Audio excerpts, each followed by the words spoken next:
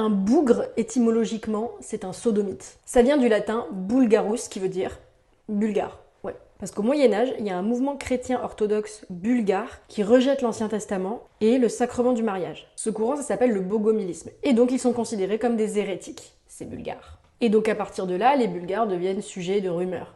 Comme ils sont hérétiques, ils ont forcément des mœurs dissolues. Ce sont donc des sodomites. C'est une évidence. Donc, bougre, au départ, veut dire hérétique, puis débauché. Et bougre, c'est un terme hyper vulgaire à l'époque. On a du mal à se le dire aujourd'hui, mais vraiment, c'était tellement vulgaire que les bourgeois le censuraient en disant bigre ou même juste B.